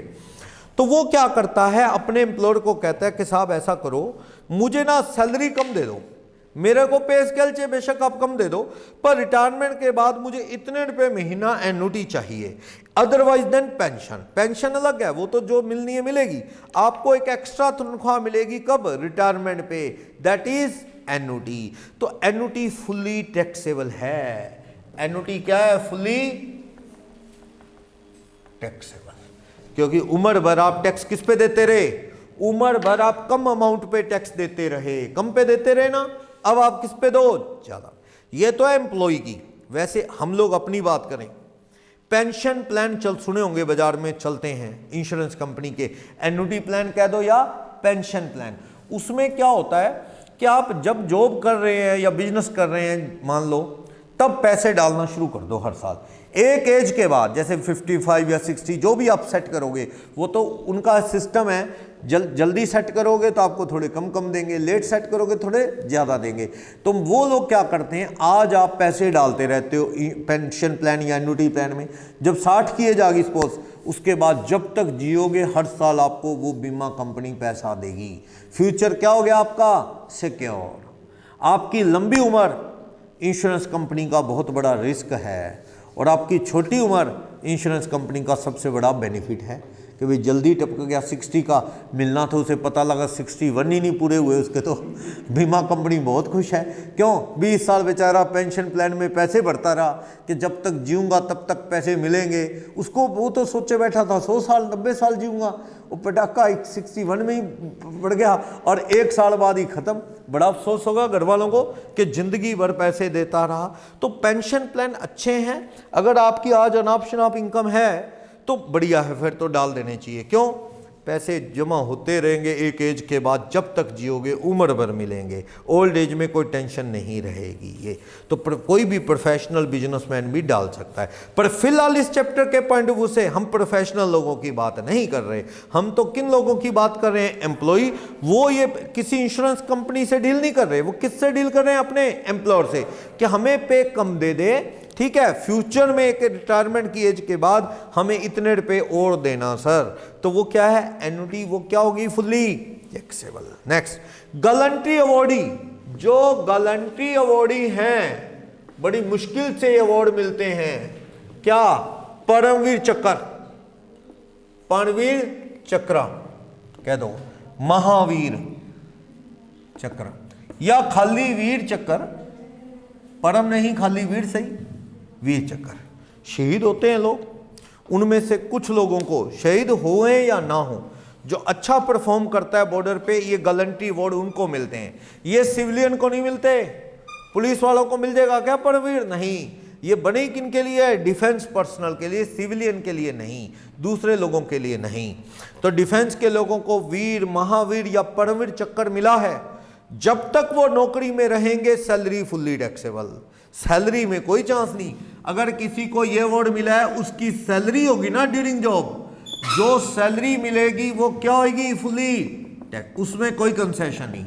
लेकिन रिटायरमेंट के बाद जो पेंशन मिलेगी या शहीद होने के बाद family pension, pension to himself, उसको जो मिलेगी पेंशन टू फैमिली, जो फैमिली पेंशन मिलेगी फैमिली मेंबर को, ये सारी फुल्ली एग्जम्प्ट है।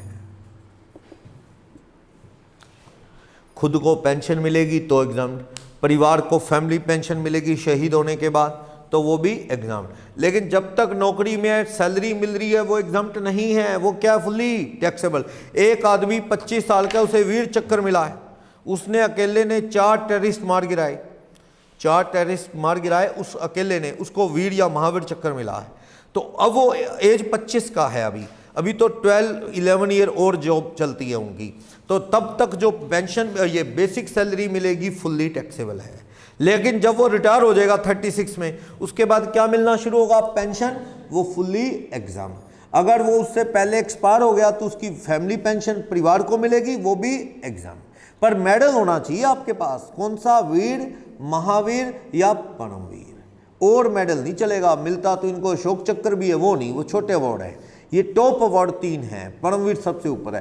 परमवीर तो शायद आज इन हिस्ट्री देखें तो 20-25 लोगों को मिला आज तक 70 साल में, वो जल्दी नहीं देते, जल्दी वो बहुत बड़े स्केल पे कोई कुछ परफॉर्मेंस करता है तो देते हैं जाके। चलो, तो ये मेडल मिला हो, उनकी पेंशन और फैमिली पेंशन माफ। की man insurance policy first chapter में भी आया था, पेमेंट अंडर की मैन इंश्योरेंस पॉलिसी। ये क्या है? की man insurance policy first chapter से पढ़ा था। कई बार मालिक लोग अपने किसी एम्प्लॉय का इंश्योरेंस करवा लेते हैं। क्या एम्प्लॉयर अपने एम्प्लॉय का इंश्योरेंस करवा सकता है? यस। उसकी जान जाने में एम्प्लॉयर को लॉस होता है, क्यों? उसका काम धंधा डिस्टर्ब होता है। ऐसे ही आप किसी का जीवन बीमा नहीं करवा सकते। आप कोई ऐसी बंदा है, कहीं रहता है, जान ना पहचान, आप इंश्योरेंस कंपनी को कहो कि इसका बीमा कर दो, बीमा कंपनी पूछती है तेरा रिलेशन, कहता है रिलेशन छोड़ो, बीमा करवाओ, प्रीमियम लो। क्या? क्यों? इसकी जान जाने में तेरा कोई नुकसान है? क्या? नहीं, इंसान है, ये भी इंसान है, ह्यूमन बीइंग हम लोग, वो रिश्ता है हमारा। भैया फिर नहीं बीमा करवा सकता, क्योंकि बीमा उसी का हो सकता है जिसकी जान जाने में आपको नुकसान हो, रिस्क हो, अपना कोई। यानी या तो आप इंश्योरेंस करवा सकते हो अपने परिवार के बंदे का, प्रीमियम आप भरो, उसका इंश्योरेंस करवाओ, उसकी जान गई, पैसे आपको मिलेंगे, ठीक। या फिर आप अपने एम्प्लॉय का करवा सकते हो, बस। अब एम्प्लॉय का इंश्योरेंस करवाया मालिक ने, प्रीमियम कौन भर रहा है? एम्प्लॉयर। कल को एम्प्लॉय की डेथ होगी, पैसा किसको मिलेगा? एम्प्लॉयर को। एम्प्लॉयर ने अपनी पॉकेट में रख लिया, प्रीमियम वो देता था, तो उसके लिए कौन सी इनकम है? पीजीबीपी। पीजीबीपी किसके लिए? For employer. लेकिन एम्प्लॉयर को सिंपैथी है फैमिली से, भाई ये बेचारा काम करता था, अकेला कमाने वाला था, एक्सपायर हो गया, तो चलो इसके परिवार को दे दो। वो ये पैसे किसको दे देता है एम्प्लॉय की डेथ पे? उसके फैमिली को। तो फैमिली के लिए क्या है? ये other sources for family member of employ, family of employ. अगर मान लो उसको कुछ नहीं हुआ, जिंदा रहा, वो 20 साल का इंश्योरेंस था, 20 साल में मैच्योरिटी होगी, वो आदमी सही है, तो पैसे फिर किसको मिलेंगे? एम्प्लॉयर को। और उसने अपनी पॉकेट में रख लिए, कहता है प्रीमियम तो मैं ही देता हूं, किस में जाएगा? पीजीबीपी, बिजनेस के चैप्टर में। लेकिन उसने सिंपैथी से सोचा, बेचारे की लाइफ पे बीमा करवाया कि इसको कुछ हो गया तो मेरा नुकसान होगा, चलो इसने खूब सेवा की, कुछ हुआ भी नहीं इसे, चलो इसी को दे दो यार, तो वो एम्प्लॉय को ही दे दिए। एम्प्लॉय के लिए क्या होगी? For employ. एम्प्लॉय के लिए क्या होगी? तो देखना ये है कि पैसा किसकी जेब में जाएगा? एम्प्लॉयर तो बिजनेस, एम्प्लॉय तो सैलरी, फैमिली तो अदर सोर्सेस, इस तरह से। तो इससे रिलेटेड एक क्वेश्चन नंबर 15 देखना, 15। इससे अब तक के ये सारे कंसेप्ट क्लियर हो जाएंगे। फिर एक कंसेप्ट पेंडिंग रह जाएगा बीच में, 14 number point notified pension scheme, वो फिर देखेंगे, उसका एक क्वेश्चन भी है, फिर देखेंगे। क्वेश्चन नंबर 15 क्या कह रहा है, देखो क्वेश्चन नंबर 15 कह रहा है मिस्टर शाह कब रिटायर हो गए? मिस्टर शाह रिटायर हुए 31 अक्टूबर 20 में, वॉलंटरली रिजाइन कर गए हिंद केमिकल प्राइवेट लिमिटेड से। Mister Shah Hind private limited से वॉलंटरली रिजाइन कर गए। पहली बात वॉलंटरी रिजाइन है, दूसरी बात कंपनी से है, प्राइवेट सेक्टर है। चलो कहता है अप्रूव स्कीम थी 1010C वाली, ओके। क्या मिल रही है इनको सैलरी? 5000। पहली बात तो ये बताओ रिटायर कब हुए हैं? रिटायर्ड फ्रॉम कौन सी कंपनी है? हिंद लिमिटेड। हिंद लिमिटेड कब? 31 अक्टूबर 2020 में रिटायर। इनकी बेसिक सैलरी 5000 है, पेंशन रिटायरमेंट के बाद 3000 है। डीपी का मतलब डीए इफ वाला, वो कितना है? 1000 पे। कंपनसेशन कितना मिल रहा है रिटायरमेंट पे? 2 लाख। ये कौन सा कंपनसेशन है? रिट्रेंचमेंट का? वीआरएस का? वीआरएस का वॉलंटरी रिजाइन किया है, ओके। ग्रेचुटी कितनी मिल रही है रिटायरमेंट पे? 120। सीवीपी ले ली, कब ले ली सीवीपी?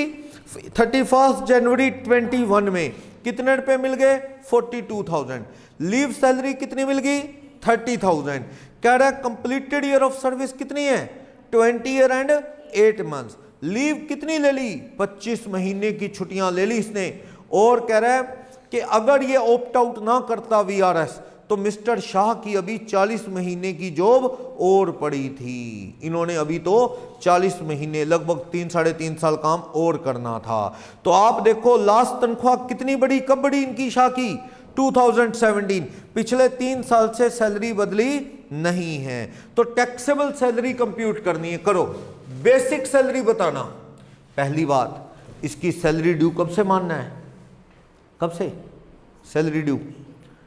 प्राइवेट कंपनी है, मतलब पब्लिक प्राइवेट, सरकारी नहीं है ना, तो eight the end of each month. तो सैलरी ड्यू कब मानेंगे? Salary due eight and of each month. हमारा क्वेश्चन कैसे चलेगा? हमारा क्वेश्चन अप्रैल 20 से लेके मार्च 21 के बीच में चलेगा, ये बात श्योर है। तो आप इसकी बेसिक सैलरी बताओ, कौन कौन से महीने? अप्रैल, मई, जून, जुलाई, अगस्त, सितंबर, अक्टूबर। कितने महीने हो गए? 7। कितनी पेंशन सैलरी मिलेगी? 5000 रुपये महीना। तो कितनी इनकी सैलरी होगी? 35। उसके बाद डीपी भी मिल रहा है इसे, डीपी कितना मिल रहा है? 1000 रुपये महीना। सब कुछ बंद हो जाता है पेंशन के सिवा, याद रखना। जब जॉब होती है ना बहुत कुछ मिलता है, बेसिक, डीए, ओवर अलाउंस, गाड़ी, बंगलो, नौकर चाकर, सब कुछ छिन जाता है। सिर्फ स्टेटस सीन ही खत्म होता, फाइनेंशियल भी। सिर्फ क्या मिलती है? पेंशन, बस। सब कुछ बंद। जॉब में तो सब कुछ मिलता है, DA, over allowance, perquisite, facilities, सब बंद। ये डीपी क्या है? डीए इफ वाला। तो ये कितने महीने? जब तक जॉब है तब तक मिलेगा। कितने महीने? 7। उसके बाद तो रिटायर ही हो गया, यस। उसके बाद तो क्या मिलेगी? पेंशन। अब पेंशन 5 महीने मिलनी थी, लेकिन इसने क्या किया? पेंशन है तो 3000, लेकिन इसने 3 महीने ली। कौन कौन से पेंशन ली? अक्टूबर के बाद नवंबर, दिसंबर, जनवरी, 3 महीने पेंशन ली, 3000 रुपये महीना। 3 महीने का कितना हो गया? 9000 है। उसके बाद फरवरी और मार्च में इसको 30% पेंशन मिलेगी 2 महीने, क्योंकि इसने कितनी पेंशन बंद करवा ली? इसने पेंशन बंद करवा ली 70%। 30% पेंशन मिलेगी 900 रुपये महीना। 2 महीने कितनी मिलेगी? 1800। समझे? इसने सीवीपी ले ली है, 70% सीवीपी टेकन ऑन। कब? 31 जनवरी 2021। कितने रुपए मिले? 42। 70% सीवीपी ली है, समझ आया? 70% पेंशन बंद होगी, 30% मिलेगी। कब ली है ये सीवीपी इसने? 31 जनवरी को।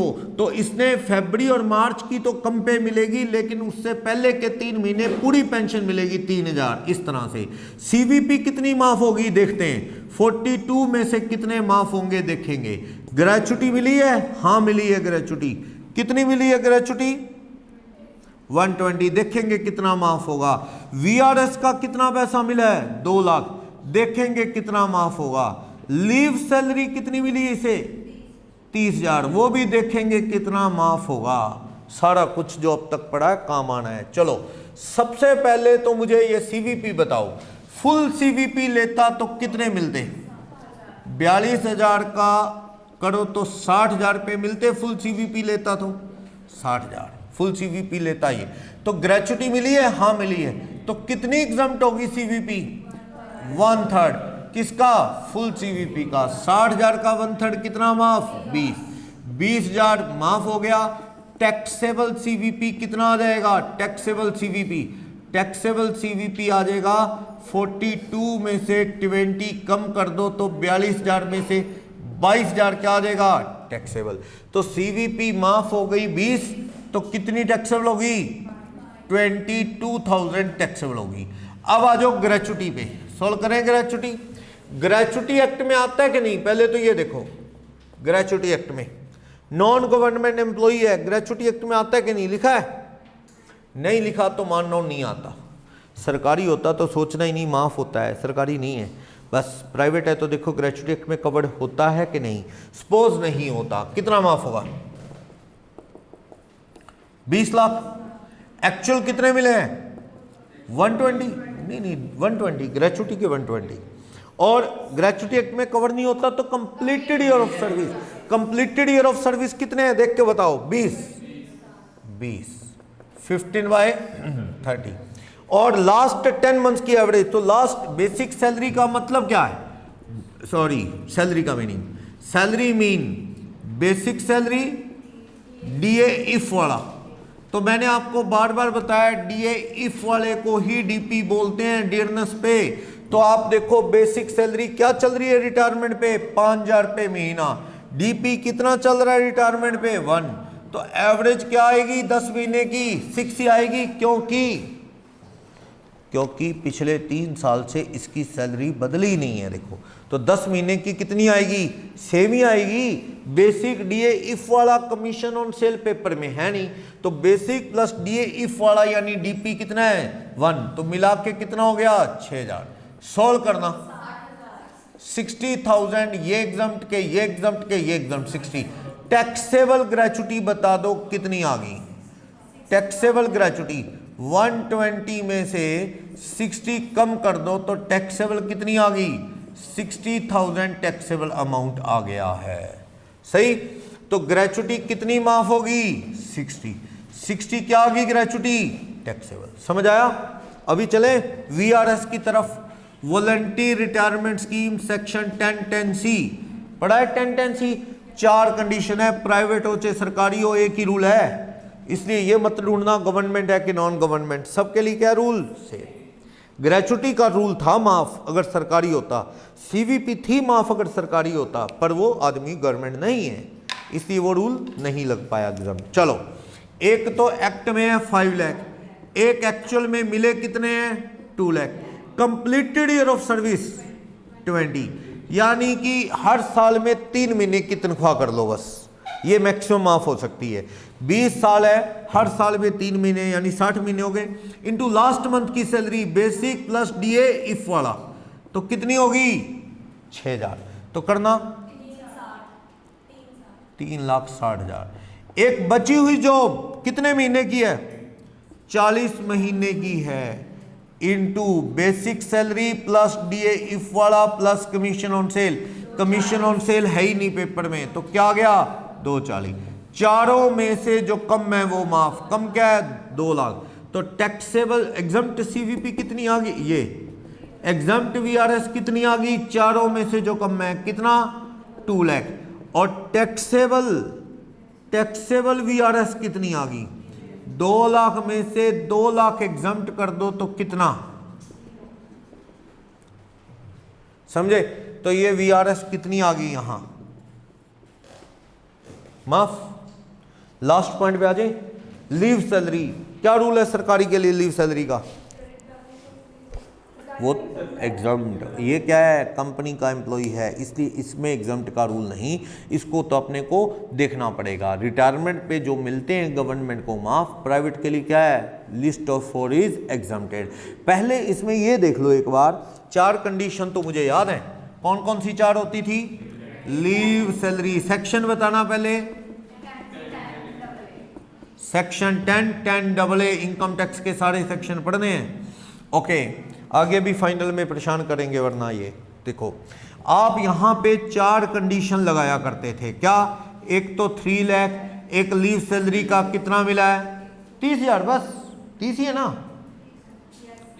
10 इंटू क्या 10 महीने की एवरेज, तो एवरेज तो 5,000 और 1,000 ही आएगी, ठीक, और यहां भी 5,000 और 1,000 ही आएगी 10 महीने की। लेकिन ये बात तो, ये तो देख लो ये है भी कि नहीं। अब उसने कितने साल जॉब की है देखना ध्यान से, इसमें उसकी जॉब कितने साल है, ईयर कंप्लीटेड, कितने साल कंप्लीटेड है उसके, 20 साल। एक साल में 1 महीने के हिसाब से 20 महीने की छुट्टी बनती है। लीव ले कितनी ली उसने, लीव ले ली उसने 25 महीने, तो credit balance of leave month में कितना आएगा, 0। तो ये सारी मेहनत बेकार है, क्यों, जब वो लीव ले ही ली इनकम टैक्स के हिसाब से ज्यादा, 20 साल में 25 महीने की छुट्टी लिए बैठा है, 20 साल में 20 महीने की बजाय 25 फालतू ले गया, तो इनकम टैक्स के हिसाब से तो लीव बचती नहीं। आप बताओ, तो ये क्वेश्चन गलत दे रखा है, नहीं ये 0 तो ले लेंगे, क्वेश्चन गलत है, क्वेश्चन में तो वो लीव सैलरी दे रहा है, यानी बची है, क्वेश्चन तो कह रहा है छुट्टियां। हाँ जी, यस, ये कंपनी के हिसाब से हो सकता है। कंपनी आपको 1.5 महीने की छुट्टी देती हो, 2 महीने की देती हो, 20 साल में मान लो कंपनी 1.5 महीने की छुट्टी देती हो, तो ये कितने हो सकते हैं, 20 साल में 30 महीने हो गए होंगे, 25 ले ली तो 5 महीने बच गए।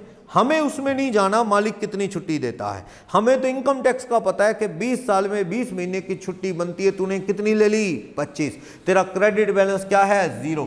तीनों चारों में से ये तो आ गया, ये तो 60 आ रहा है, पर फायदा क्या, ये चारों में से कम क्या है 0 एग्जाम्प्ट। तो एग्जाम्प्ट लीव सैलरी कितनी आ गई 0, एग्जाम्प्ट लीव सैलरी 0 है, यानी कि लीव सैलरी क्या है सारी की सारी टैक्सेबल 30।